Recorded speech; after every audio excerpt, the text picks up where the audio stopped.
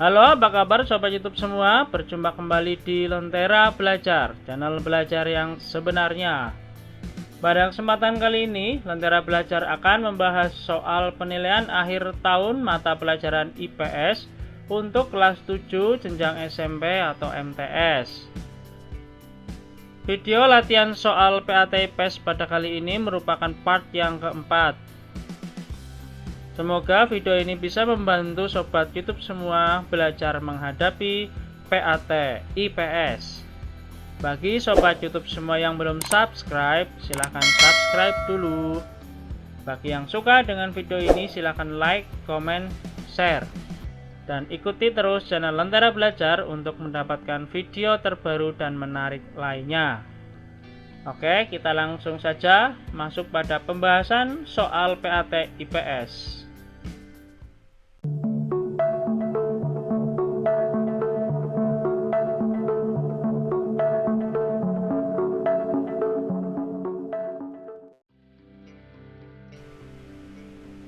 Soal nomor 31. Perhatikan tabel berikut. 1. Pendeta, pedagang, petani. 2. Bangsawan, prajurit, pedagang. 3. Pengusaha, pedagang, pengrajin. Nomor 4. Pedagang, pendeta, buruh. Pada tabel di atas, golongan kasta Waisya dalam ajaran Hindu ditunjukkan pada kolom A1, B2, C3, D4.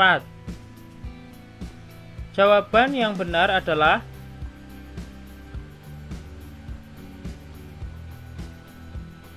yang C, tabel nomor 3. Oke, kita bahas soal nomor 31. Kasta Brahmana ini merupakan kasta yang terdiri dari para pendeta, pemuka agama, dan guru. Kasta Ksatria ini merupakan kasta bagi orang yang masuk dalam pemerintahan mulai raja sampai prajurit.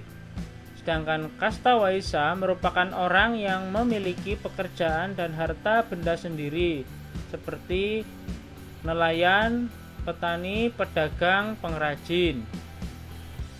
Kemudian kasta Sudra merupakan kasta terendah yang merupakan pelayan 3 kasta di atasnya, yang terdiri dari pembantu, kuli, dan buruh. Nah, jadi sudah jelas ya jawabannya, yaitu yang C.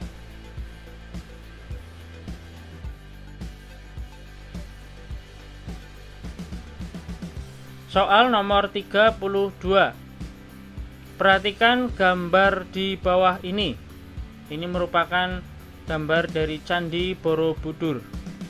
Bangunan candi di Indonesia yang megah, patung-patung perwujudan dewa atau Buddha, dan stupa adalah unsur dari India. Sedangkan punden berundak merupakan unsur Indonesia asli. Hal ini merupakan contoh hasil A. Asimilasi, B. Akulturasi, C. Toleransi, D. Sinkretisme. Jawaban yang benar adalah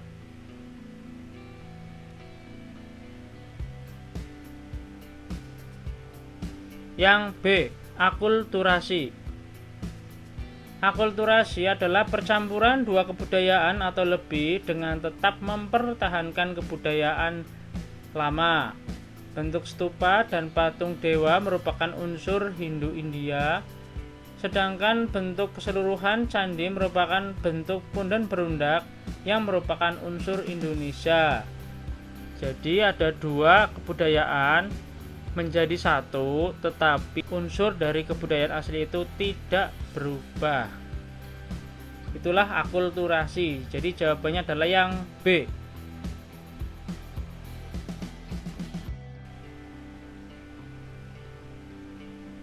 Soal nomor 33.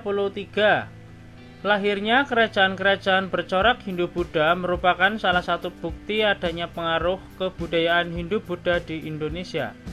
Kerajaan Hindu pertama di Indonesia adalah A. Kerajaan Majapahit, B. Kerajaan Sriwijaya, C. Kerajaan Kutai, D. Kerajaan Tarumanegara.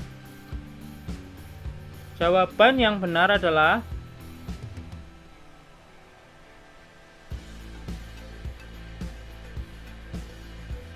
Yang C. Kerajaan Kutai. Kerajaan Kutai berdiri sekitar abad ke-4, sedangkan Kerajaan Tarumanegara berdiri pada abad ke-5, sedangkan Sriwijaya berdiri pada abad ke-7 sekitar 650 Masehi, sedangkan Kerajaan Majapahit berdiri sekitar tahun 1293 Masehi atau abad ke-13. Jadi jawaban yang tepat adalah yang C.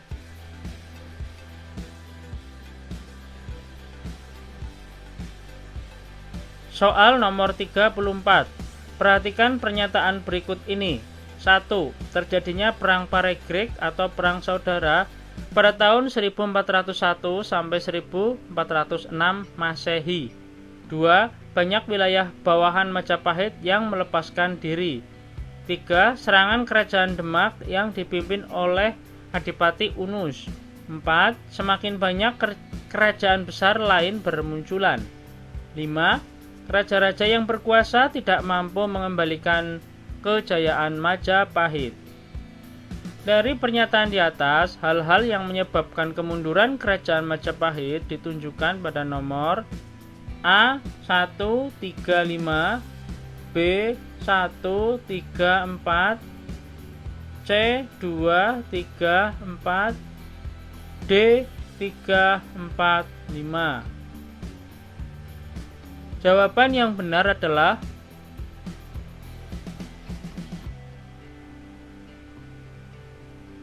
yang A, nomor 1, 3, dan 5. Kemunduran Majapahit dikarenakan oleh faktor terjadinya Paregreg.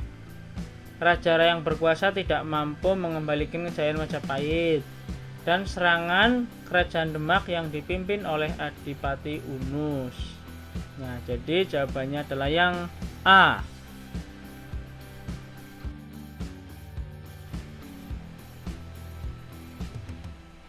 Soal nomor 35. Perhatikan tabel berikut, ada karya sastra dan penggubah. 1. Negara Kertagama, penggubahnya Mpu Prapanca. 2. Sutasoma, penggubahnya Mpu Tantular.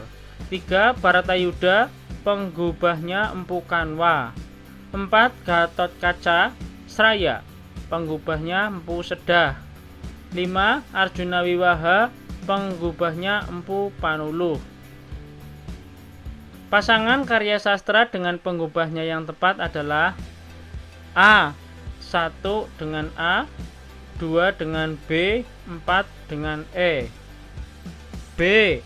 1 dengan C, 3 dengan A, 5 dengan E.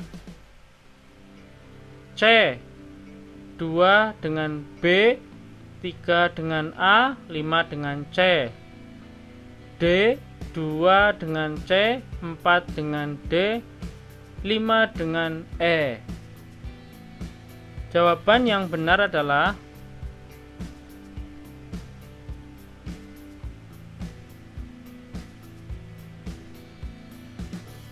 yang A. 1 dengan A, 2 dengan B, 4 dengan E. Berdasarkan tabel di atas, pasangan yang paling sesuai adalah opsi A. Pasangan yang tepat yaitu nomor 1 dengan A, nomor 2 dengan B, nomor 3 itu dengan D dan E. Itu 2. Kemudian nomor 4 dengan E. Nomor 4 itu dengan E. Dan nomor 5 dengan C. Jadi sudah jelas jawabannya yaitu yang A.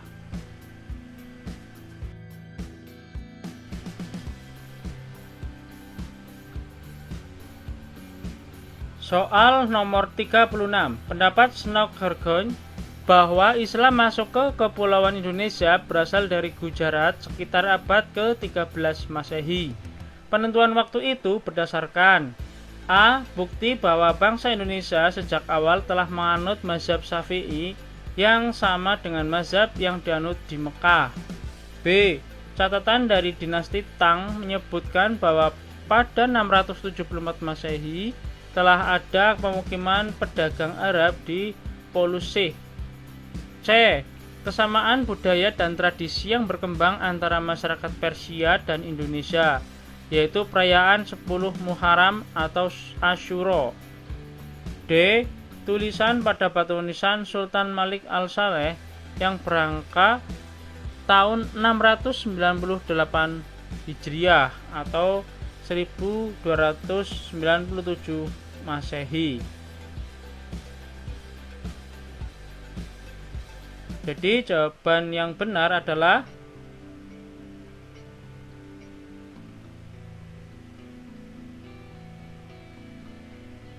yang D. Tulisan pada batu nisan Sultan Malik Al-Saleh yang berangka tahun 698 Hijriah atau 1297 Masehi. Teori masuknya Islam menurut pendapat Snook Hargroy adalah yang D, karena yang opsi A itu adalah pendapat dari Buya Hamka, sedangkan untuk opsi yang B itu adalah pendapat dari Anthony Hajon, dan opsi C adalah pendapat dari Hussein Jayajrat. Jadi jawabannya adalah yang D.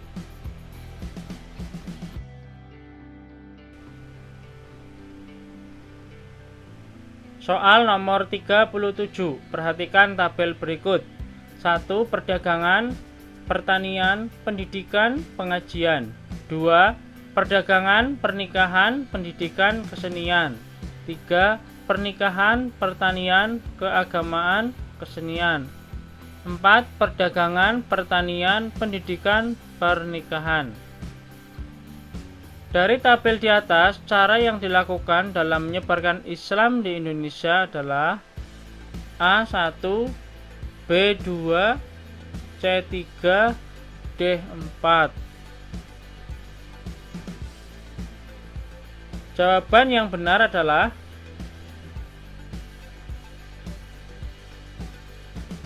yang B, tabel 2. Cara yang dilakukan dalam menyebarkan Islam ke Indonesia ada 4, yaitu pada opsi yang ke B itu. Ya, opsi B itu tabel nomor 2. Nah, untuk opsi A, C, dan D ini terdapat pertanian yang bukan merupakan cara penyebaran Islam di Indonesia. Jadi sudah jelas jawabannya itu yang B.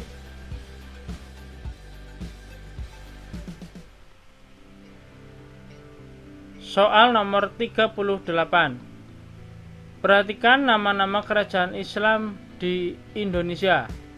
1. Demak, 2. Banten, 3. Ternate, 4. Samudra Pasai, 4. Makassar. Jawaban yang benar adalah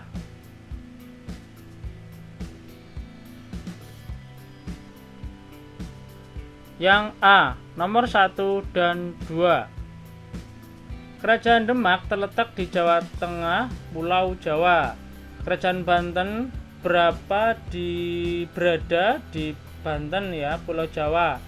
Sedangkan Ternate ini berada di Maluku, tepatnya Maluku Utara. Sedangkan Kerajaan Samudra Pasai ini ada di Sumatera Utara, di Aceh ya. Nah, untuk Kerajaan Makassar ini berada di Sulawesi Selatan. Jadi sudah jelas jawabannya adalah yang A.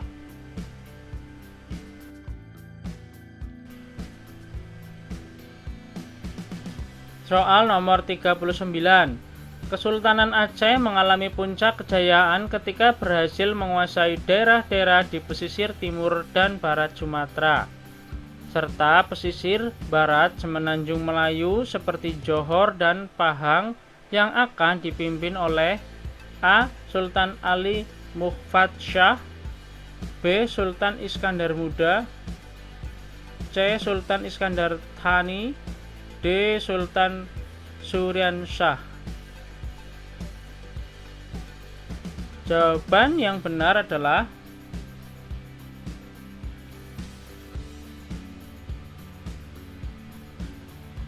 yang B, Sultan Iskandar Muda. Raja pada Kesultanan Aceh yang pertama adalah Sultan Ali Muhammad Shah. Kemudian digantikan oleh Sultan Iskandar Muda yang bisa menjadikan Kesultanan Aceh berjaya. Nah, kemudian setelah wafat digantikan oleh Sultan Iskandar Thani. Nah, sedangkan untuk Sultan Suryan Shah ini adalah raja dari kerajaan Banjarmasin. Jadi sudah jelas jawabannya adalah yang B.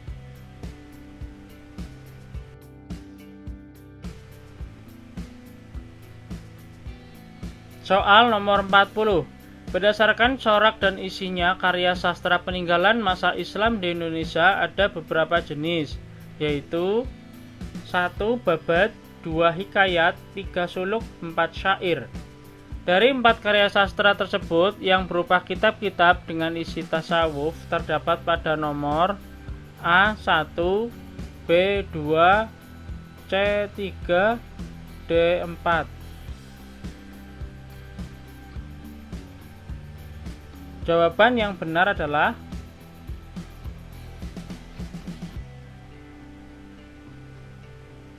yang C, nomor 3. Suluk adalah kitab-kitab yang berisi masalah gaib, ramalan tentang hari baik atau buruk, dan makna atau simbol tertentu yang dihadapi manusia. Suluk tersebut merupakan bagian dari ajaran tasawuf. Suluk merupakan karya sastra tertua peninggalan Kesultanan Islam di Indonesia. Jadi jawabannya adalah yang C.